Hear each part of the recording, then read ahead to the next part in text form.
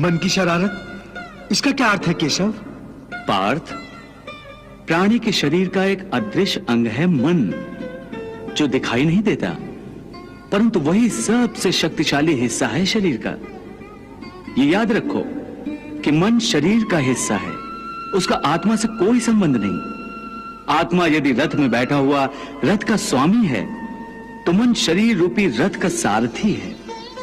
ये मन ही इंद्रियों के घोड़ों को इधर उधर भटकाता है।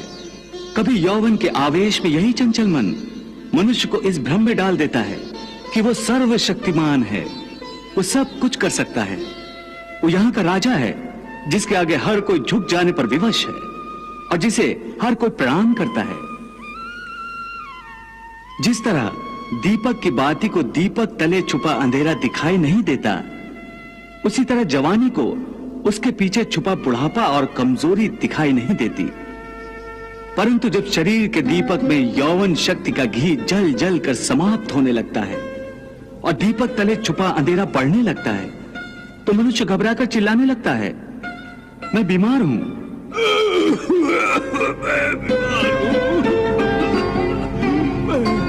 मैं दुखी हूं,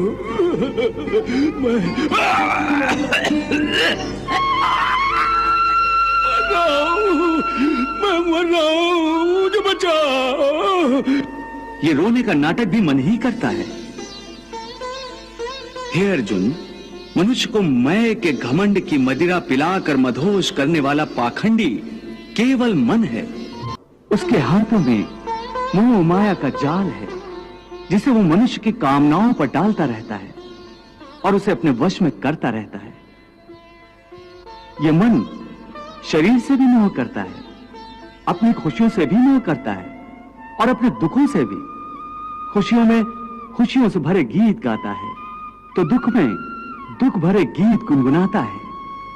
अपने दुख में दूसरों को शामिल करके उसे खुशी होती है। किसी भी प्राणी को उसका मन जीवन के अंत तक अपने जाल से निकलने नहीं देता। रस्सी में बांधकर उसे तरह तरह के नाच नचवाता रहता है। वो जीव को इतनी फुर्सत भी नहीं देता कि वो अपने अंतर में झांक कर अपनी आत्मा को पहचाने और आत्मा के अंदर जिस परमात्मा का प्रकाश है, उस परमात्मा का साक्षात्कार करे। हे पार्थ, प्राणी के लिए आवश्यक है कि प्राणी अपने मन को काबू में करके अपने अंतर में झांक कर आत्मा को देखे।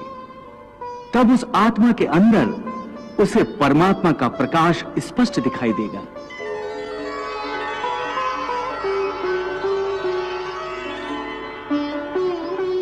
उसी को परमात्मा का साक्षात्कार कहते हैं। तुम तो कहते हो कि अपने अंतर में झांक कर आत्मा को और उस आत्मा में प्रकाशित परमात्मा को पहचानो, अर्थात आत्मा से अलग कोई और है जो आत्मा को पहचानेगा।